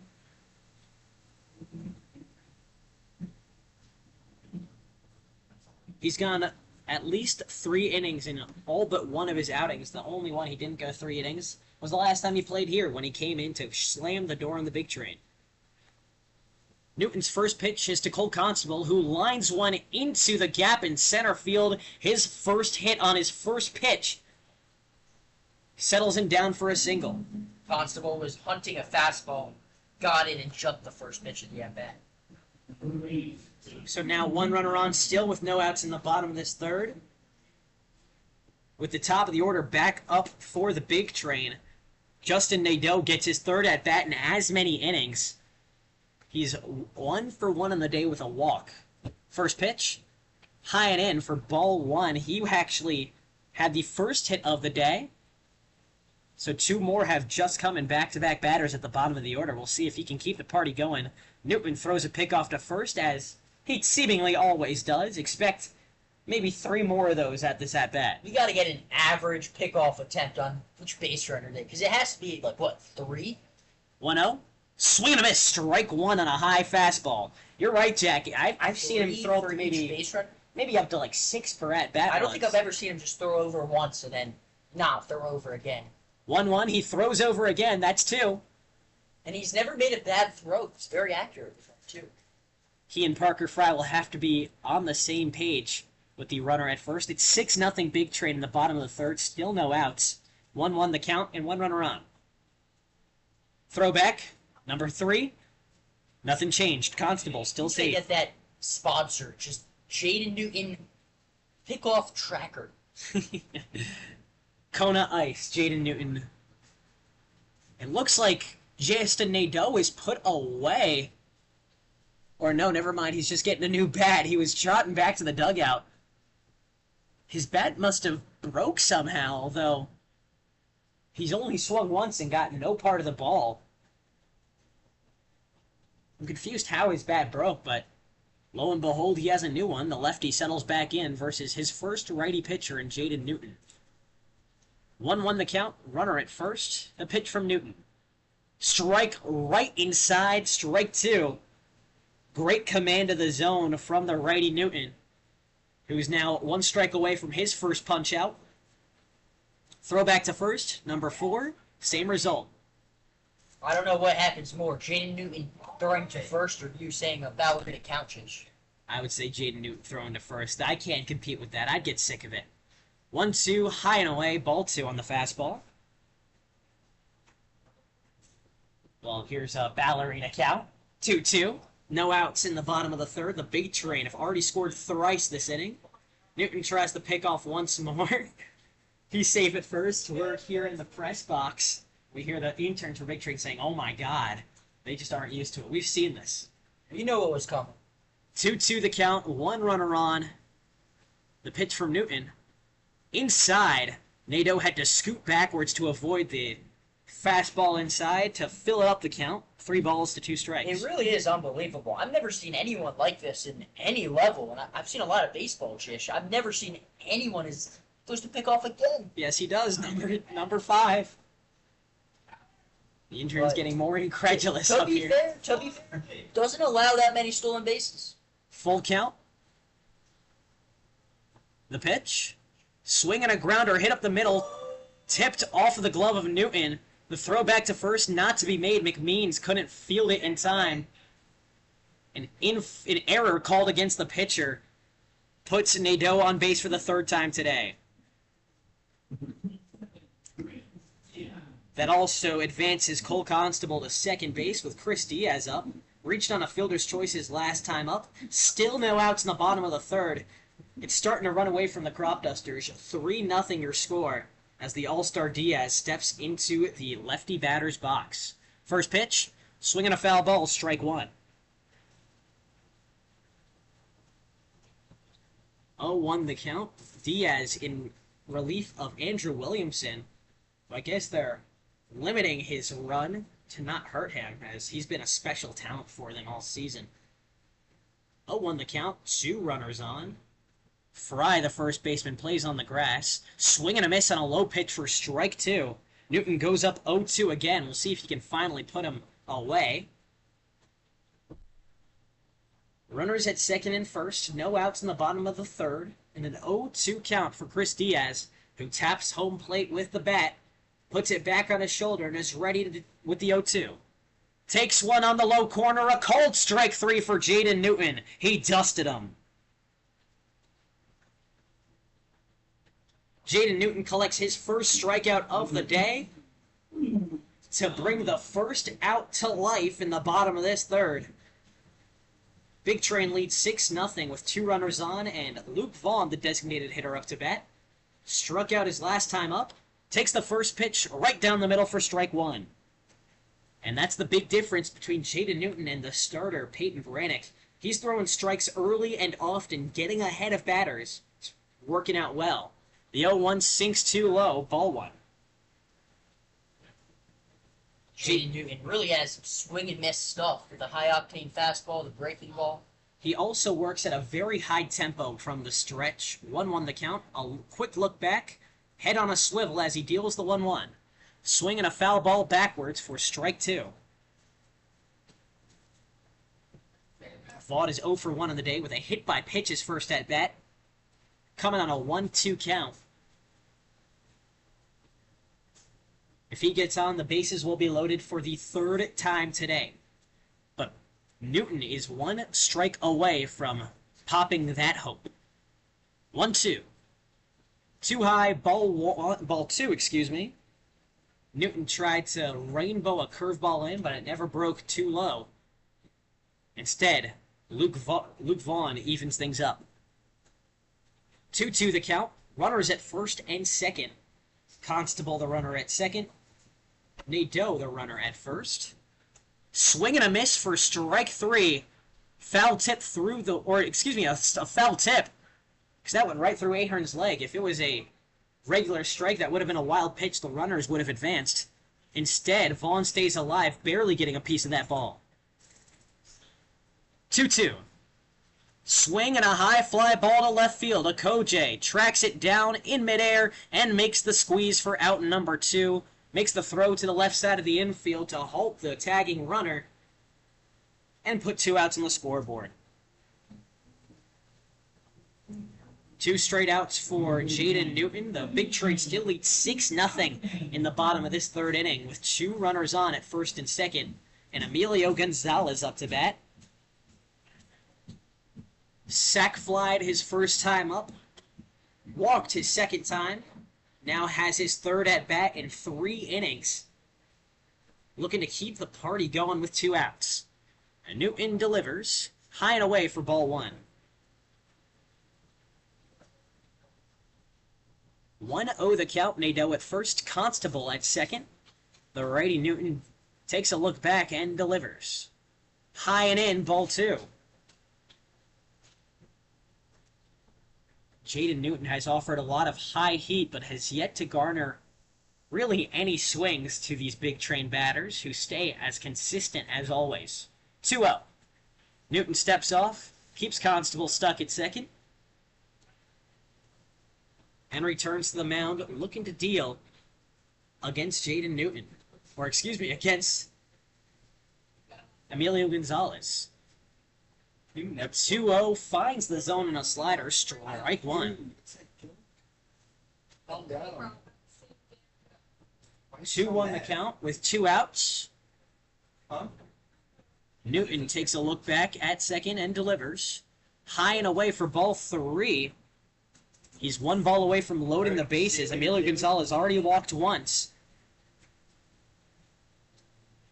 Jaden Newton has to lock in right here. 2 runners on, 2 outs and a 3-1 count. The pitch, swing and a foul ball to bring the count full with 2 outs. The big train leads 6-0 with a runner in scoring position, but a full count with 2 outs on the way. Jaden Newton has a chance to deflate what's been a hot big train offense. Full count on the way next. He kicks and deals. 2 low, ball 4, bases loaded. Gonzalez walks for the second time today, and Jaden Bastian comes up to the plate with bases loaded and 2 outs. A situation the big train saw last inning before striking out to end the party. There's too many free passes for the big train today. That's really been the Cropdusters' downfall. Obviously, the big 3-run homer, but it all started with the walks. Bastian 0 for 2 on the day, an error in his first at-bat, a strikeout look at his second time up. Needs his first hit with 2 outs. First pitch, inside, ball 1, a freebie for Bastian, who wasn't even set. Instead, Newton can't throw a strike. Well, you'll take that as a hitter. Oh, start to count off 1-0. Bastian struck out with bases loaded with 2 outs last time. Swing and a ground ball hit through to the outfield for 1 run.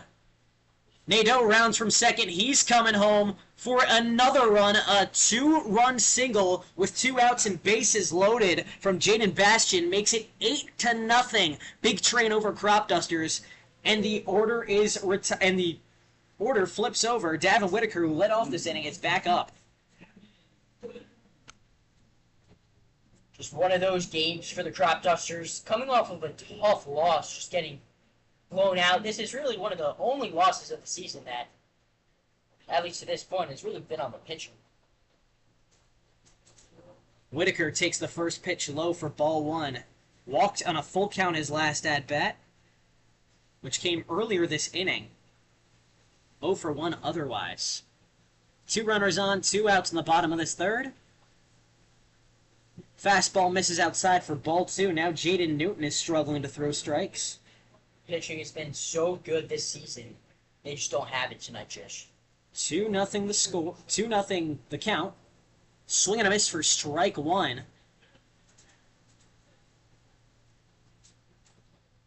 So Newton gains some ground back on a freedom hack.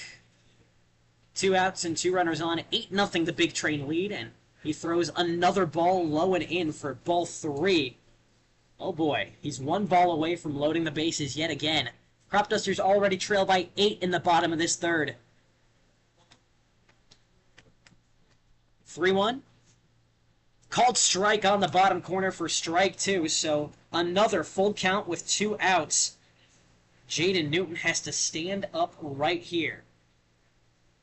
Runners will be off on the pitch.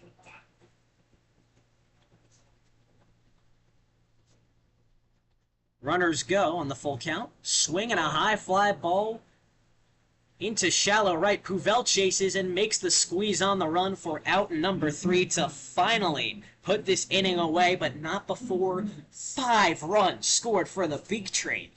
It's 8-0 in favor of the home side after 3 innings. The Cropdusters desperately need help from their bats when we return on YouTube. Jish, Sokolsky, Jack Feldman on the call.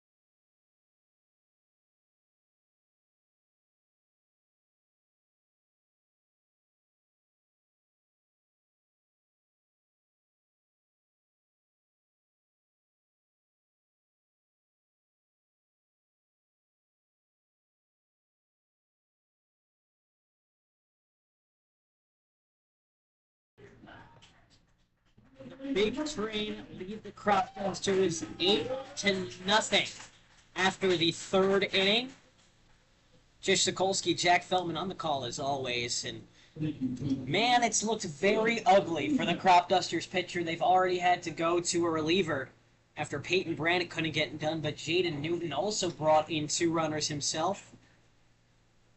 It's looking ugly, but the bright side is, if you believe in superstitions, the games between these two sides, all of them have been decided by 3 runs or less this season. The Cropdusters, at this venue last time they played, were up 10-1. Seemingly it was over, but late comeback happened, and, you know, crazier things have happened. They've seen some kooky games here, Jish.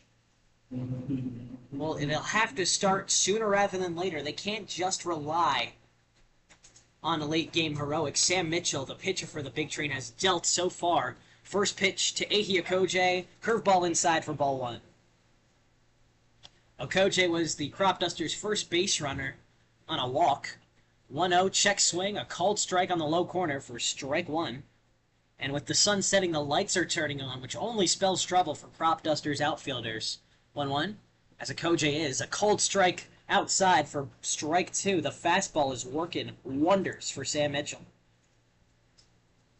1-2 the count. Okoje looking to be the leadoff man on. He takes the pitch low and away for ball 2. 4 straight fastballs from Mitchell, looking to put him away with the 2-2. Swinging a high fly ball sent to the infield. Catcher Cole Constable settles in front of the Cropdusters dugout, makes the catch over his head for out number 1. Constable is such a good defensive catcher, making that look easy. Right in front of the Cropdusters dugout, too. Easy to hear some chirps, but he keeps a cool head and makes the squeeze. Cropdusters' leadoff hitter is put away once again. And Ryan Boma's up to bat. Flew out to center field his last time up. First pitch, a swing and a miss for strike 1. Boma went 0 for 2 with 2 strikeouts yesterday. The 0-1, too low, too far away for ball 1. It's been a season of up and downs for Ryan Boma. Mainly up, he's been on fire as of late. The 1-1. Swing and a slapped foul ball down the left side for strike 2. Is it your office? What? Is it your office? 1-2 the count. 1 out with none on in the top of this 4th. Too high, almost nailing Boma in the head for ball 2. It also almost popped off of Boma's bat, which could have been a foul ball. Instead, he evens things up. 2 balls, 2 strikes. The pitch for Mitchell. Skips off the dirt, ball 3. A full count for Ryan Boma, looking to get on base for the first time tonight. 8-0, the Big Train lead over the Cropdusters in the top of the 4th. We're 1 out down in this frame. A full count for Ryan Boma.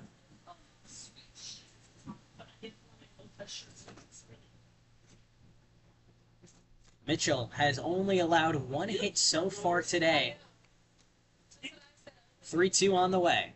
Swing and a foul ball. Boma stays alive. Boma, just such a consistent hitter, is prone to the big swing and miss. 3-2, the pitch. Swing and a high fly ball into right field. Crosland backs up, but it's Whitaker who makes the long sprint forward almost to the dirt to make the play for out 2. So that's 2 up, 2 down after a 1-2-3 inning for the Cropdusters. Parker Fry has to keep this inning alive, or the Cropdusters will suffer a second straight 1-2-3. 2 outs and none on for Fry. The lefty from East Stroudsburg takes one high and away for ball 1. His 2 East Stroudsburg teammates haven't done too well pitching today. Peyton Brannock and Jaden Newton. He lines one right into the glove of Gonzalez at first. Another 1-2-3 inning for the Cropdusters. The bats are providing no help for the pitching that's fallen off the rails. After 4 innings, the Cropdusters still scoreless. The Big Train have 8. Jish, Sokolsky, Jack Feldman on the call for the bottom of the 4th. Stay with us for it.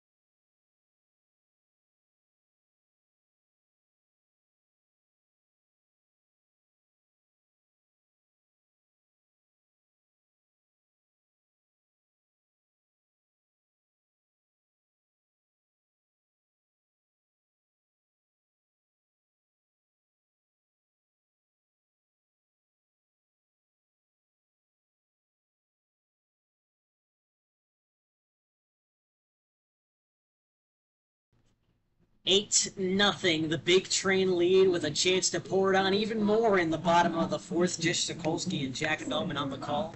The Cropdusters bats haven't provided any help for a sputtering Cropdusters defense.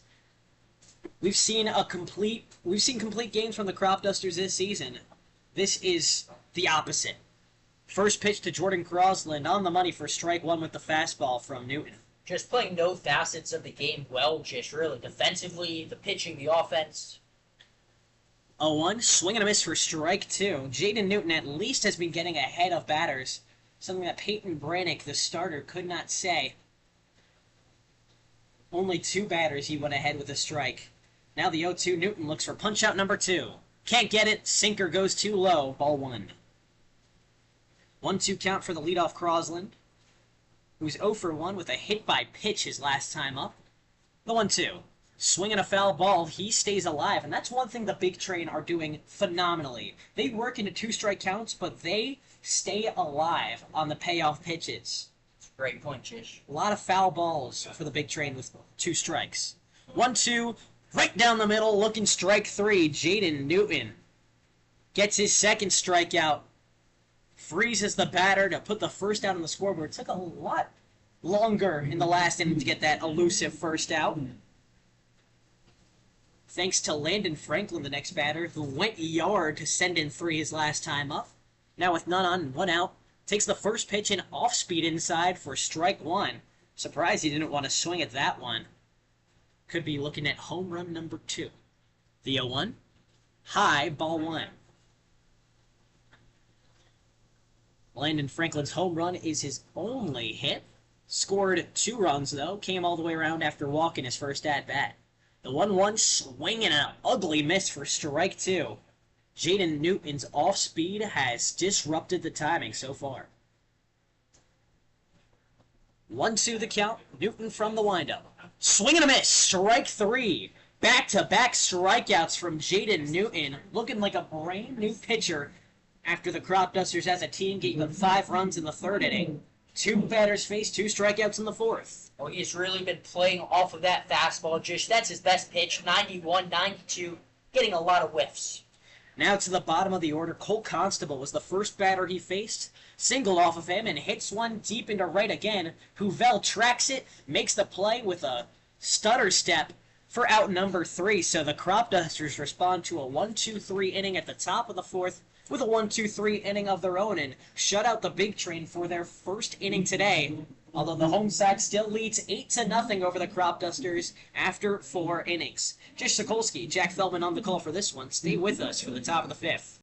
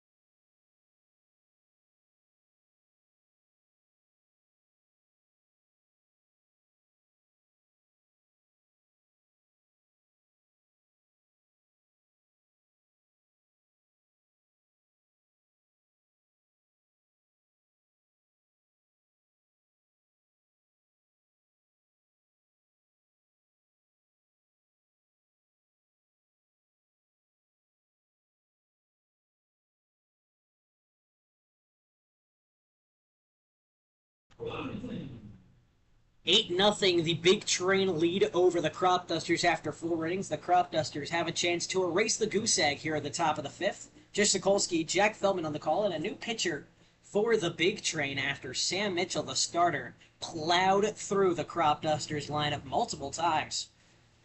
Just 1 hit allowed, 1 walk to speak of, no runs, and 3 strikeouts. He was on fire. He hands the baton to Jack Robinson, the returner from Roanoke College. who plowed through the Cropdusters the last time he played them in a 13-12 loss to the Crops back on June 20th. Cropdusters have the bottom of the order, trying to scratch and claw their way back into this one. Robinson on the year has a 5.03 RA in 20 innings pitched. 15 walks to 21 strikeouts, a pretty good ratio. Perhaps an all-star snub after he made the team last season for the big train. He faces Kevin McMeans to lead off. 7, 8, and 9 up first. First pitch, a ball inside, puts McMeans ahead for ball 1.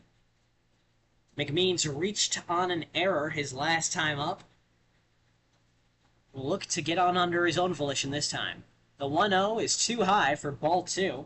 Robinson's curveball doesn't have the break it needs early on. Robinson goes to the rosin bag to get a better grip on the ball.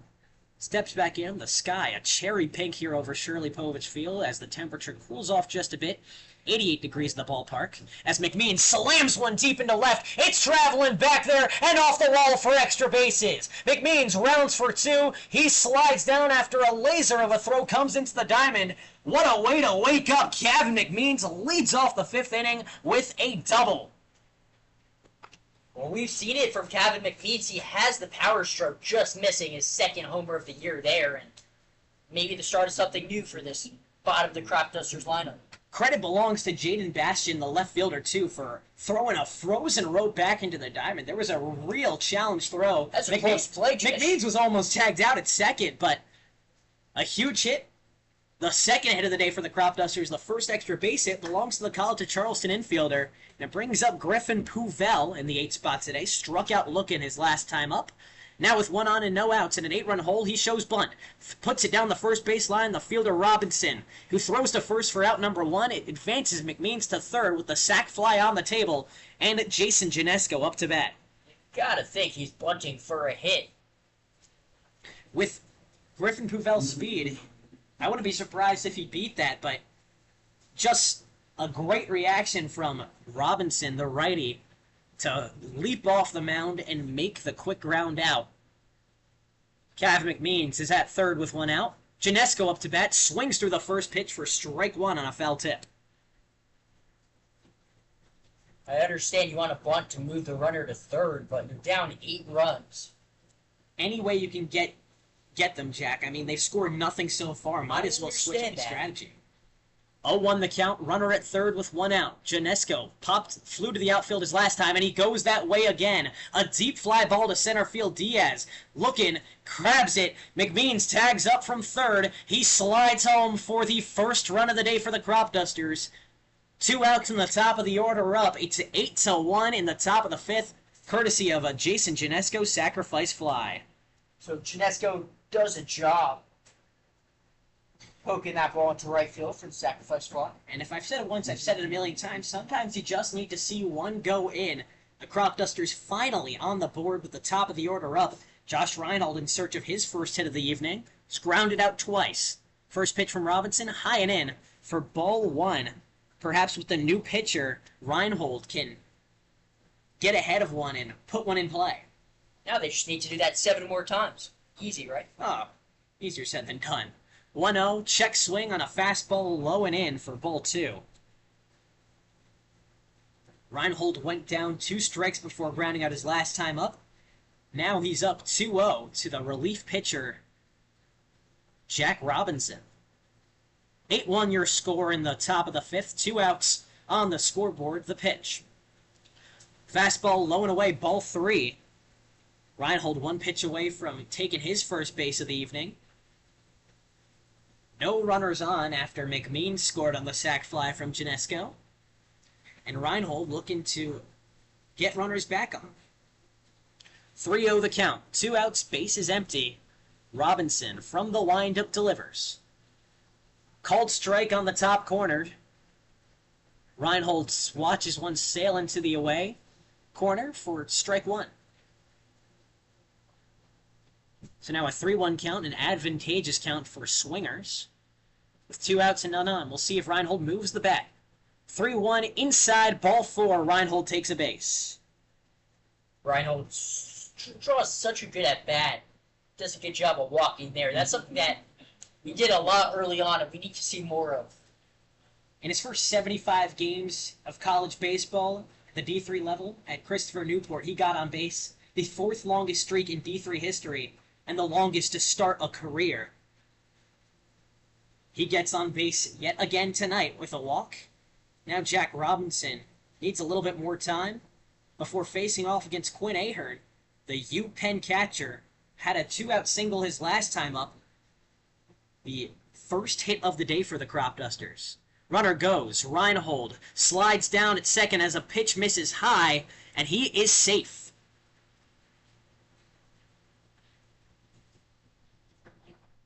"1-0 the count for Ahern. Reinhold collects another bag, as Robinson is wrestling with that Roslin bag at the pitcher's mound.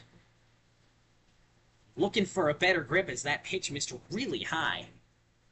1-0 the count. One runner at second with 2 outs in the top of the fifth. The Crups trail 8-1. 1-0 misses low and away. Gets away from Robinson again. Ball 2. These are dramatic misses for Robinson. Night and day from their starting pitcher, Mitchell, who seemed to throw all around the zone. 2-0 the count. The pitch. High and in. Ball 3. He worked into this count against Reinhold before throwing his first strike. Now another pitch away from putting Ahern at first with Reinhold at second. 2 outs in the top of this fifth inning. He's looking for any sort of out. The 3-0.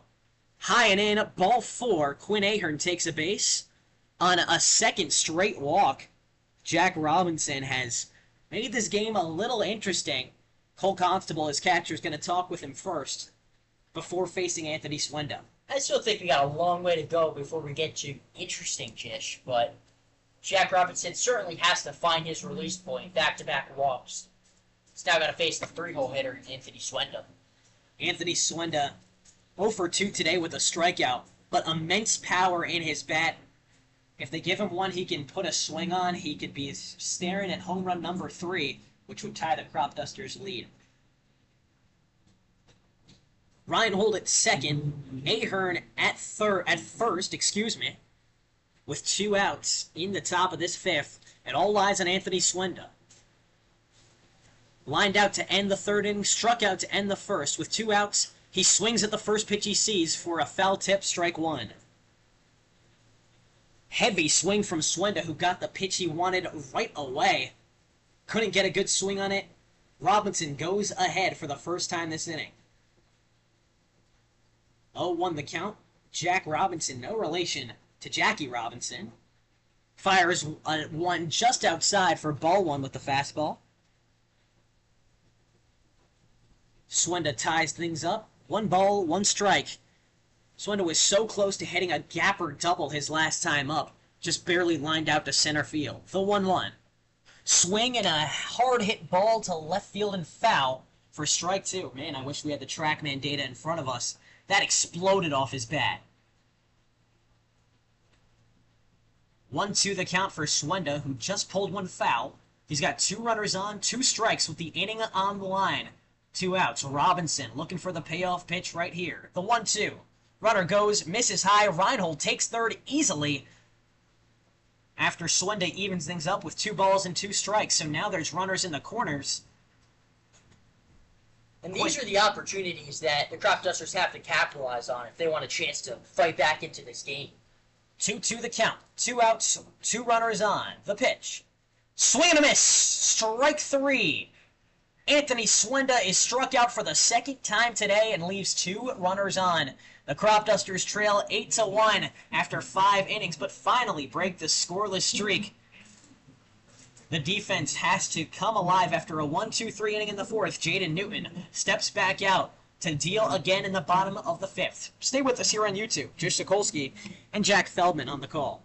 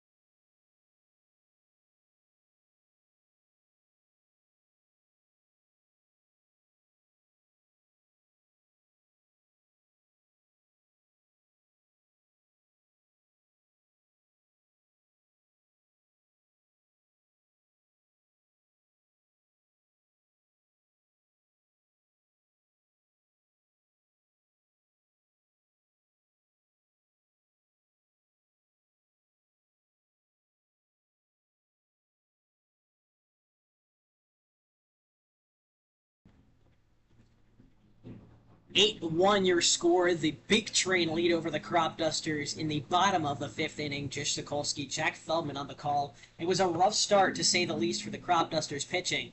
But after the last inning, things might be turning the corner. Jaden Newton sent the bottom of the order down in order. 2 strikeouts and a flyout. Now faces the top of the order for the second time, starting off with Justin Nadeau here in the bottom of the 5th. First pitch to Nadeau. Finds the low corner, strike 1. Nadeau is 1 for 2 today with a walk. 1 run already scored. The 0-1. Skips off the plate, ball 1. No runners on as the sun sets beautifully over Shirley Povich Field. The clouds in the sky that have collected are painted a nice orange-pink as Nadeau bloops one into right field for another base hit, his second of the day, to put the first runner on for the big train here in the bottom of the 5th. So the hopes of getting another 1-2-3 inning are put out the window for Jaden Newton, with Chris Diaz up to bat. He is 0 for 2 on the day. He's a pinch hitter. Struck out his last time looking, grounded into a fielder's choice his first time. Swing and a foul ball on the first pitch from Newton, strike 1. Diaz has had a busy day defensively out in center field, has had to catch quite a few fly balls, including the one on the sacrifice fly that brought in the Cropdusters' only runner. Throwback to first from Jaden Newton, nothing doing on the 0-1. That's 1 throwback. We've seen him do it up to 5 times on the last. Is 5 the record? I don't know. I haven't counted. The 0-1 is popped foul for strike 2. Well, I think we should go with 5 being the record. 5 or 6. I mean, Jaden Newton, whenever there's 1 runner at first base, like clockwork, he'll throw back there, and it's always accurate, as you said earlier, Jack. 0-2, he throws back again. Nadeau is safe on his belly at the first base bag. So Newton must return his attention to the batter with an 0-2 count. Back to first. He won't. Making sure that Nadeau's lead is as tiny as ever. 2 straight throwbacks for Newton. The 0-2, low and in. Diaz had to scoot away from ball 1. So now 1-2 the count, with no outs and 1 runner on. Nadeau at first. The 1-2. Check swing on a high outside pitch, ball 2. Diaz evens up the count with no outs in the bottom of the 5th. 2-2, throwback, nothing doing. That one gets away from Fry. But because Nadeau belly flopped back onto the base, he's not going to get up and take the second base bag. I don't think that got far enough away for him to do that anyway.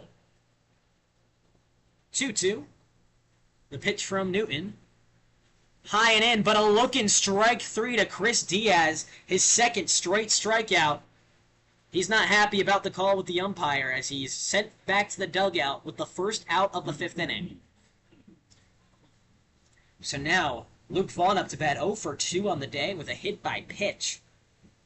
Jaden Newton looking for a quick inning as well. He's got 1 runner on and 1 out. A ground ball could end it as Newton, before he faces Vaughn, powders his forearms with the Roslyn.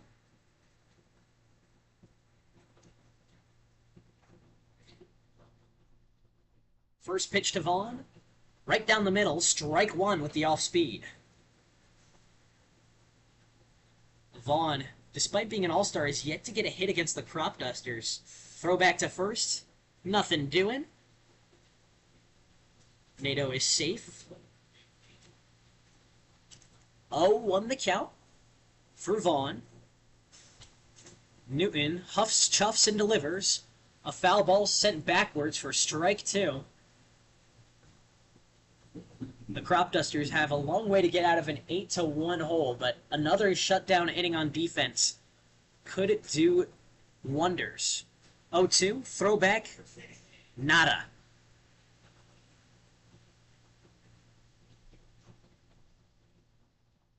Two strikes, no balls, 1 on, 1 out. Swing and a miss. Strike 3. Jaden Newton with back-to-back strikeouts is up to 5 on the day in relief. Starting to find that arm slot, throwing a lot of strikes now, getting a lot of swing and misses on that fastball.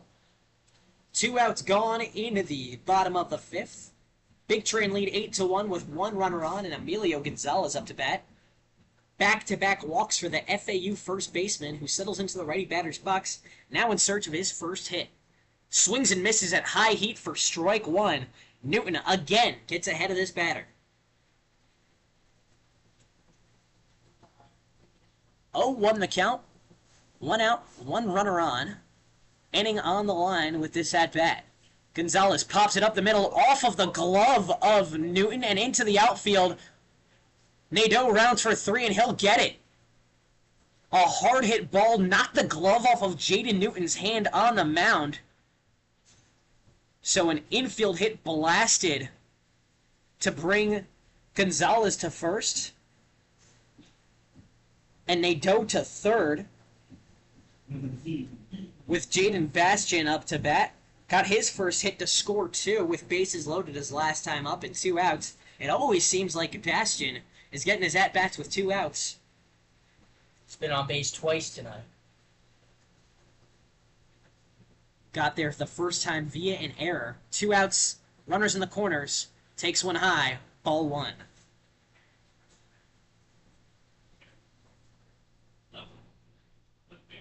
Sac fly off the table with the runner at third. Big Train lead 8-1. The pitch, again too high, ball 2.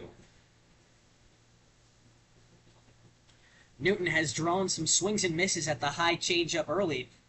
So far, Bastian staying disciplined. Draws a 2-0 count. 2 balls, no strikes. Finally finds the north part of the zone for strike 1. To gain some ground back against Bastian and make him rethink about his takes upstairs. 2-1 the count. 2 outs, runners in the corners. Check swing. Ball misses off the plate. Ball 3.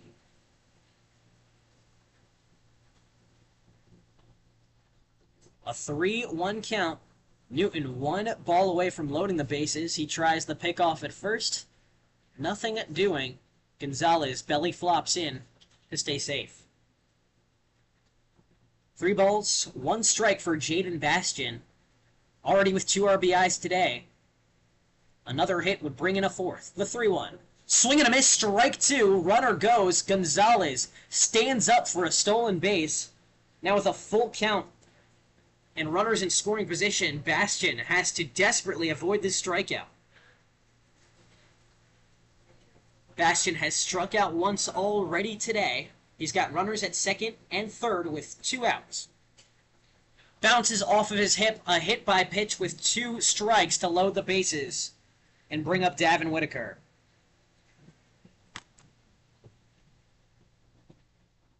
It's been that kind of game for these Cropdusters pitchers. When they get the hitters to 2 strikes, they're hitting them. A lot of walks, a lot of free passes. Defense not backing them up. Just a nightmare type of game for this rotation. The offense also not backing them up. Only 1 run scored to the Big Train's 8. Just 2 hits to speak of for the Cropdusters. It is not their night. They are 3-1 against the Big Train this season, but you cannot tell by their performance today. Bases loaded, 2 outs. Whitaker takes the first pitch high, ball 1. And now Newton's getting a little predictable. All of his pitches are high on the first one to try and draw a swing. The 1-0. Hit up the middle to Reinhold at short, who tosses to second for out number 3. Bases left loaded with no run scoring in the bottom of this 5th miraculously. Cropdusters running out of time to come back from an 8-1 deficit. But they'll have a chance to do so again at the top of the 6th. Stay with us here on YouTube.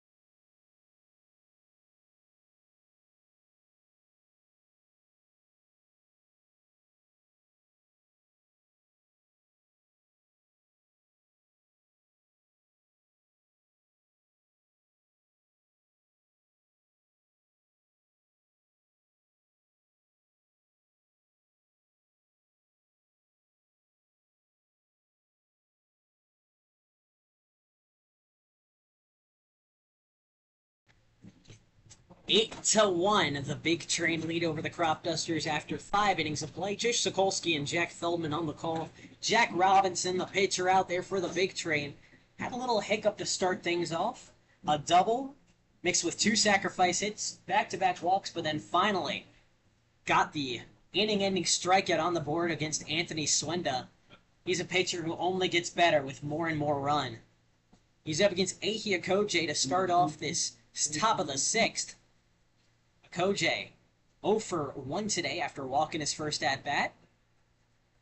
Cropdusters just with 2 hits today, 1 run to speak of. Robinson, the righty, deals to Akoje. Finds the bottom corner for strike 1 to get ahead of the left fielder. You just said it, Jish. 2 hits on the day. That's just not going to cut it offensively. 0-1 the count. Robinson steps off.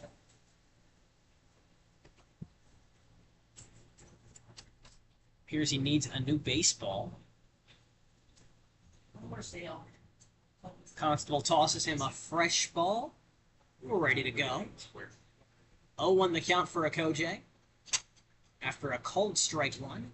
Big train lead 8-1 in the top of the 6th. Robinson from the windup delivers. Akoje pops one skyward down the right field line. Gonzalez, the first baseman, camps under it just a few steps behind the first base bag and makes the squeeze for out number 1. They just need to bring it back.